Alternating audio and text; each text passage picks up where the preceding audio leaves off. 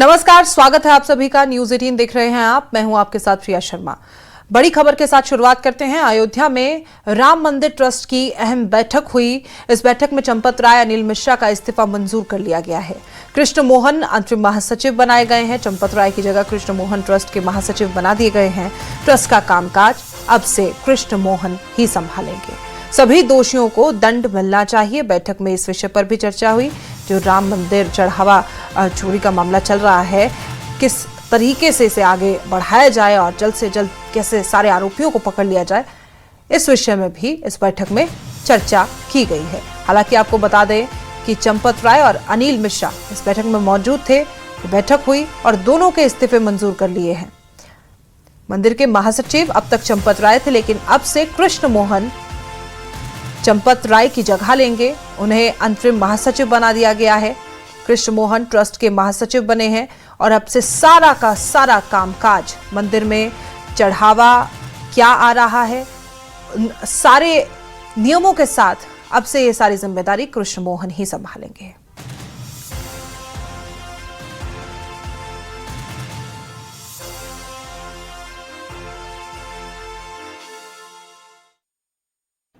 हम सबको सबसे बड़ा दुख ये था कि जिस परिस्थिति का सामना आज पूरे समाज को करना पड़ रहा है वो अत्यंत वेदनादायक है। भगवान श्री राम लला का मंदिर 500 वर्षों के अत्यंत बड़े संघर्ष के पश्चात, अनगिनत बलिदानों के पश्चात बना। इसके लिए लोगों ने अपने प्राणों की परवाह नहीं की, अपने करियर की परवाह नहीं की, परिवारों की परवाह नहीं की। और उस मंदिर के बनने के पश्चात यह जो यहाँ पर चढ़ावा चोरी का कांड हुंडी के दान पात्रों के क्षेत्र में गिनती के समय हुआ है, यह हम सब लोगों के लिए अत्यंत लज्जाजनक स्थिति है। प्रधानमंत्री नरेंद्र मोदी अपने आधिकारिक दौरे पर इंडोनेशिया की राजधानी जाकार्ता पहुंच गए हैं। उनके आगमन पर इंडोनेशिया के राष्ट्रपति प्रबोवो सुबियांतो ने खुद एयरपोर्ट पहुंचकर उनका से स्वागत किया। दोनों नेताओं ने हाथ मिलाकर एक दूसरे का अभिवादन किया और सौहार्दपूर्ण बातचीत भी की। इससे पहले प्रधानमंत्री मोदी के विशेष विमान के इंडोनेशियाई हवाई क्षेत्र में प्रवेश करते ही इंडोनेशियाई एयरफोर्स के लड़ाकू विमानों ने उन्हें एस्कॉर्ट किया है। लड़ाकू विमान प्रधानमंत्री के विमान के साथ जाकार्ता तक उड़ान भरते रहे, जो किसी विदेशी राष्ट्राध्यक्ष या सरकार प्रमुख के सम्मान में दिया जाने वाला विशेष सैन्य सम्मान माना जाता है। बता दें कि जाकार्ता एयरपोर्ट पर प्रधानमंत्री नरेंद्र मोदी के स्वागत के लिए विशेष व्यवस्थाएं की गई थी। रेड कार्पेट बिछाया गया था और औपचारिक गार्ड ऑफ ऑनर के साथ उनका स्वागत किया गया। एयरपोर्ट पर दोनों देशों के वरिष्ठ अधिकारी, राजनयिक और अन्य गणमान्य लोग भी मौजूद रहे। भारतीय समुदाय के लोगों ने भी प्रधानमंत्री नरेंद्र मोदी का उत्साहपूर्वक स्वागत किया और भारत इंडोनेशिया मित्रता के समर्थन में नारे लगाए। प्रधानमंत्री मोदी इंडोनेशिया में 6 से लेकर 8 जुलाई तक रहेंगे। इस दौरान वो दोनों देशों के बीच कई क्षेत्रों में साझेदारी को गहरा करने पर जोर देंगे। साथ ही भारतीय समुदाय के लोगों से भी प्रधानमंत्री नरेंद्र मोदी मुलाकात करेंगे।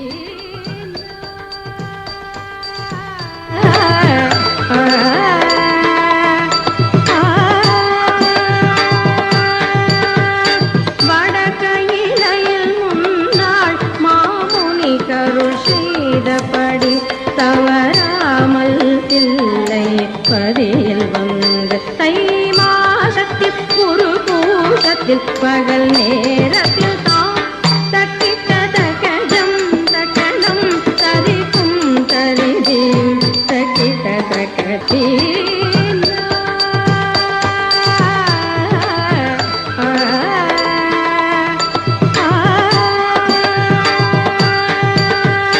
வடகையிலையில் முன்னாள் மாமுனி கருள் செய்தபடி தவறாமல் இல்லை பதியில் வந்து தை மாசத்தில் குரு பூசத்தில் பகல் நேரத்தில் தட்டி கதகஜம் தகனம் தரிக்கும் தரிதீம் தட்டி जम्मू कश्मीर के पहलगाम में 22 अप्रैल 2025 को हुए भीषण आतंकी हमले की जांच में राष्ट्रीय जांच एजेंसी एनआईए ने बड़ा कदम उठाया है। एजेंसी ने मामले में सप्लीमेंट्री चार्जशीट दाखिल करते हुए प्रतिबंधित आतंकी संगठन लश्कर तैयबा के प्रमुख हाफिज सईद को आरोपी बनाया। एनआईए ने आरोप लगाया है कि हाफिज सईद ने भारत के खिलाफ गहरी साजिश रची और हमले की योजना तैयार करने, आतंकियों को समर्थन देने और आतंकी नेटवर्क संचालित करने में महत्वपूर्ण भूमिका निभाई है।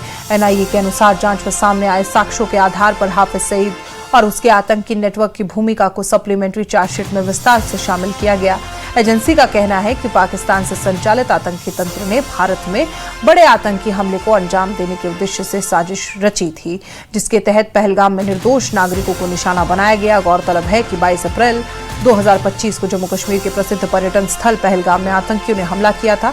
इस हमले में 26 लोगों की मौत हो गई थी, जबकि कई अन्य लोग घायल हुए थे। मृतकों में विभिन्न राज्यों से आए पर्यटक और स्थानीय नागरिक भी शामिल थे।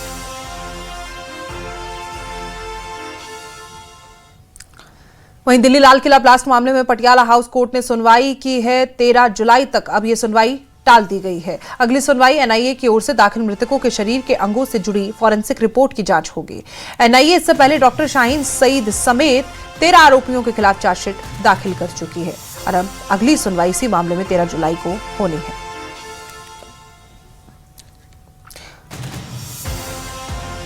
तो दिल्ली लाल किला ब्लास्ट मामले में पटियाला हाउस कोर्ट ने सुनवाई 13 जुलाई तक टाल दी है। 10 नवंबर 2025 का दिल्ली ब्लास्ट वो हादसा, उसकी तस्वीरें आप देख रहे हैं। आपको याद होगा कई लोगों की जान गई थी। लाल किले के गेट नंबर 1 के पास ये ब्लास्ट हुआ था और बड़ी मात्रा में ये बम पदार्थ हरियाणा के फरीदाबाद में पाया गया था। इसी मामले में लगातार एक से कड़ी जुड़ी और कई बड़े नाम इसमें सामने आए। उसी के बाद से अब आरोपियों की पेशी भी आज कोर्ट में की गई थी और अब अगली सुनवाई इसी मामले में 13 जुलाई को होनी है।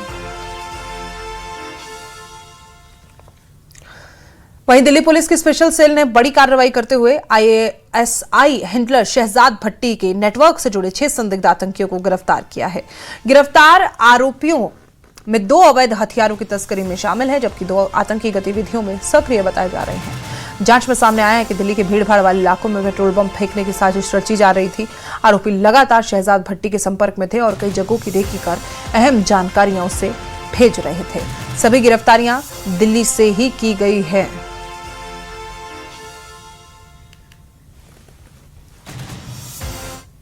वहीं दिल्ली पुलिस स्पेशल सेल ने आईएसआई हैंडलर शहजाद भट्टी नेटवर्क का भांडाफोड़ करते हुए 2 आतंकी मॉड्यूलों का खुलासा किया। पुलिस के अनुसार पहले मॉड्यूल में दानिश और सलमान शामिल थे और ये पेट्रोल बम से पुलिस प्रतिष्ठानों पर हमला करने की साजिश में थे, लेकिन उससे पहले ही इन दोनों को गिरफ्तार कर लिया गया। दोनों के पास से चैट्स, पेट्रोल और टारगेट वीडियो बरामद हुए हैं।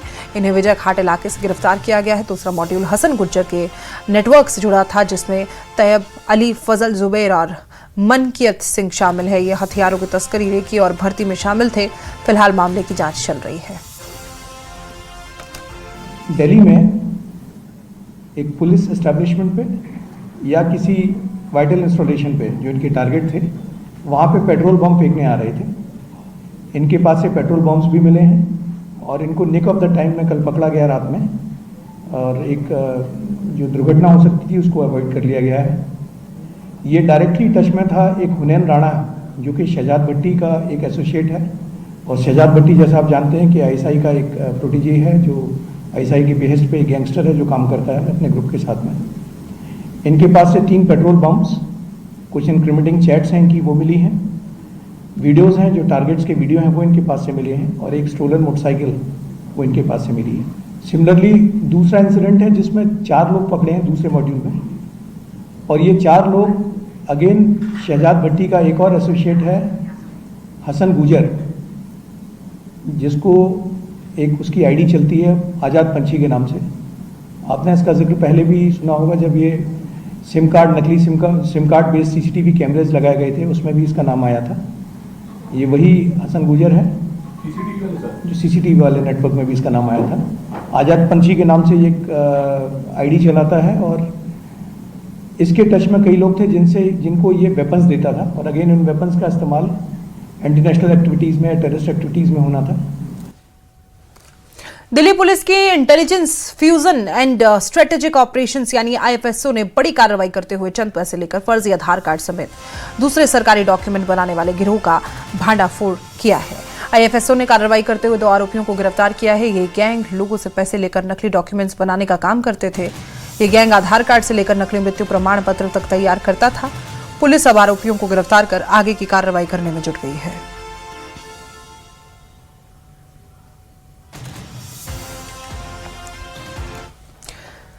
दिल्ली के लोधी कॉलोनी में आकृति मौत मामले को लेकर पुलिस ने बड़ा कदम उठाते हुए आकृति के पति अरस्तु को गिरफ्तार कर लिया है।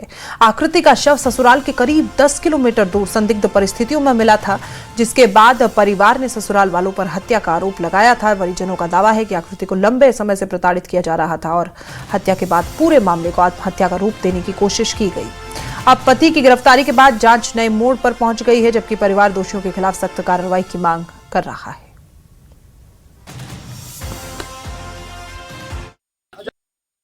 किस वक्त की ये घटना है, टाइमिंग क्या था उस? 7:30 बजे की बात है। हाँ। तो मैं जैसे ऊपर से उतरा तो नीचे देख रहा हूँ कॉलोनी में, तो एक लड़की पड़ी है रोड पे। आप उसी बिल्डिंग में रहते हैं? हाँ, उसी बिल्डिंग, वही हमारी वही बिल्डिंग है। हाँ। तो मैंने देखा मैं किसका बालक गिरा, किसका गिरा, सारी कॉलोनी वाले बुला लिए। मैंने प्रधान भी सब जितने सब बुलाए थे, भाई किसका है देखो, इसे हॉस्पिटल ले चलो प्रधान। तो फिर सब ने कहा हमारा नहीं। फिर पुलिस को बुलाया, फिर एम्बुलेंस को फोन करा, तब ये काफी देर बाद एम्बुलेंस भी आई थी, जब तक उसका सांस चल रहा था। मैं इस वक्त उसी बिल्डिंग के बाहर मौजूद हूं जो पालिका कुंज बी ब्लॉक का एरिया है, जहां पर कल देर शाम नवविवाहित 27 वर्षीय आकृति की डेड बॉडी मिली है। आपको बता दें ये वही जगह है, ठीक इसी जगह जो है आकृति की बॉडी मिली थी। लगभग 7:30 बजे के करीब इसी बिल्डिंग में रहने वाले एक व्यक्ति ने उनको पहले यहां देखा है और उसके बाद पुलिस को सूचना दी गई है। और आपको बता दिए वही बिल्डिंग है, वही 3 मंजिला बिल्डिंग है जिसके छत पर आकृति का मोबाइल फोन, स्लीपर और उसका पर्स मिला है। अब सवाल यह है पुलिस हर एंगल से जो है इसकी जांच कर रही है, लेकिन एक एंगल सुसाइड का भी आ रहा है कि आकृति कहीं छत से कूदकर अपनी जान तो नहीं दे दी। लेकिन वहीं परिवार वाले सुसाइड के इस आरोप को मानने से इनकार कर रहे हैं। उनका कहना है कि आकृति के पति ने जो है वो आकृति की जान ली है और इसीलिए आकृति जो है अब उनके बीच नहीं है। लेकिन वहीं दूसरी तरफ एक और नया ट्विस्ट है इस केस में, और वो ट्विस्ट ये है कि जिस इलाके में पालिका कुंज के जिस इलाके में जिस बिल्डिंग में आकृति की बॉडी मिली है, यहां पर आकृति के जान पहचान का कोई भी व्यक्ति रहने वाला नहीं था। आकृति का ससुराल भी यहां नहीं था, मायका भी यहां नहीं था, यहां तक कि आकृति का कोई दोस्त और दूर का रिश्तेदार भी इस इलाके में नहीं रहता है। तो अब ऐसे में सवाल ये उठता है कि आखिर आकृति की बॉडी यहां कैसे? आकृति का परिवार सवाल पूछ रहा है कि आखिर आकृति पालिका कुंज कैसे पहुंची, क्योंकि ना तो उसका घर वहां है और ना ही ऑफिस और ससुराल। तो फिर आकृति लोधी कॉलोनी के एनडीएमसी फ्लैट्स क्या करने पहुंची थी? आकृति के भाई के मुताबिक ऑफिस से लौटते वक्त उसका मोबाइल फोन स्विच ऑफ हुआ, जबकि मां का आरोप है कि आकृति का पति अरस्तु और उसके ससुराल वाले दहेज के लिए प्रताड़ित कर रहे थे। इसके बारे में आकृति ने भी कई बार उन्हें बताया था, लेकिन समाज के डर से रिश्ता तोड़ने से डर रही थी। आकृति को ढूंढने के दौरान आप लोगों ने उनके पति से, ससुराल वाले से बात की, पूछा? जी, हमने उनसे भी पता किया था। उन्होंने बोला कि नहीं, हमें भी नहीं पता, वो भी हमारे साथ ढूंढने पे लगे पड़े थे। अच्छा, वो भी ढूंढ रहे थे आपके साथ? जी। उनके हस्बैंड को भी नहीं पता था? नहीं। उनके हस्बैंड से आखिरी बात कब बात हुई थी? एक्चुअल में उनके हस्बैंड हमारे साथ थे ही नहीं उस टाइम। थे ही नहीं? कहाँ थे वो? बोल रहे थे कि मैं साकेत में वेट कर रहा हूँ या फिर मैं ढूंढ रहा हूँ। अच्छा, वो आपके साथ नहीं ढूंढ रहे थे? जी। तो शक है कि इसमें शक इसलिए है क्योंकि मेरी बहन की जो बॉडी पाई गई है उसमें ना एक ब्लड है, ना कोई चोट लगी है, ना कुछ। तो बिन चोट लगे कोई 3rd फ्लोर से गिरेगा तो कैसे मान ले कि वो एक सुसाइड अटेम्प्ट है? मतलब आपका सवाल ये है कि पुलिस कह रही है कि 3री मंजिल से गिरने से मौत हुई है और उन्होंने खुद कूदा है, लेकिन आप पूछ रहे हैं कि जब कोई चोट नहीं है, शरीर में खून नहीं निकला है, तो क्या गारंटी कि वो 3रे फ्लोर से गिरी है? गिरी हुई है तो यहाँ गिरी हुई है तो फिर यहाँ आके क्यों गिरी? यहाँ तो ना हमारा रिलेटिव है, ना कोई मतलब बनता आने का, ना कुछ भी एक वो नहीं बनता, रीजन नहीं बनता यहाँ आने का हमारा। दुख की घड़ी में वो क्या कहना चाहती हैं? उनको क्या लगता है उनकी बेटी आकृति को लेकर आपको कब इसके बारे में खबर मिली कि आकृति नहीं है? मेरे को इधर ही बताए, मेरे को कोई बता नहीं रहे थे। मैं वो पूछा, मैंने तू बता मेरे लड़की के बारे में, तेरे को पता लग गया है? तब मुंडी लाया कि नहीं, मार दिए मेरे लड़की को। किस पे शक है आपको, क्या लगता है आप? वही उसके उसके नंद मिल के मार दिए मेरे लड़की को, मार दिए। बोलते थे मेरे लंबी हाथ है, तेरे भाई को मार दूंगा, तेरे भाई के जेब खा जाऊंगा मैं घर में बैठ के खा रहा हूँ, मेरे बाप के खा रहा हूँ, मेरी बहन खाएगा, मैं खाऊंगा। उसके 2 महीने में ऐसा क्या हुआ कि 3 बार उसको मार दी, 3 बार उसको पीट दिया, 3 बार घर में कुछ दिन भर सांठ जैसे पड़ा रहता। क्या दहेज को लेकर कोई मांग थी? किसी बात को लेकर कोई नाराज? तो मना कर दिया, मेरे को कुछ नहीं चाहिए। जैसे मेरे लड़की एक डब्बा भी पकड़ती थी, बोलती थी कुछ तो बेसिक चीज नहीं लाई, तेरे क्यों ये डब्बा नहीं और नहीं, कैसे बोलती थी कि ये चीज ले आओ ना, कुछ तो बेसिक चीज लाई नहीं। उसके नंद भी बोली बेसिक चीज कुछ नहीं लाई, ना फ्रिज लाई, ना गडरेज लाई, ना बेड, उसके कपड़े उसके आदमी कितने बार अलमीरा से निकाल के फेंक देता था। टीपू मेरे लड़का बोला तू चुप हो जा, मैं तेरे को सब कुछ दूंगा, तू घर बना ले, मैं सब कुछ दूंगा। आकृति ने आपको क्या ये बात शेयर की थी कि उसके ससुराल में उसको प्रताड़ित किया जा रहा है? बोली थी कि मैं को ऐसे परेशान कर रहे मम्मी, मैं घर नहीं जाऊंगी, मेरे पापा का इज्जत खराब हो जाएगा, मेरे पापा नहीं है, मेरे पापा जाने के बाद भी तेरा उधर ही जाके ड्रामा करेगा। दिल्ली में बच्चों की सुरक्षा को मजबूत करने के लिए बड़ा फैसला लिया गया। एलजी तरनजीत सिंह संधू और सीएम रेखा गुप्ता की अध्यक्षता में लोक निवास में हुई उच्च स्तरीय बैठक में सभी विभागों को समयबद्ध सुरक्षा उपाय लागू करने के निर्देश दिए गए। बैठक में तय हुआ कि जुलाई के अंत तक सभी 5,633 स्कूलों में चाइल्ड प्रोटेक्शन कमेटी का गठन अनिवार्य होगा और पोस्को के तहत सुरक्षा मानक लागू किए जाएंगे। शिक्षकों का प्रशिक्षण, स्कूलों का निरीक्षण, काउंसलिंग व्यवस्था भी मजबूत की जाएगी। सरकार ने सुरक्षित वातावरण सुनिश्चित करने पर जोर दिया है।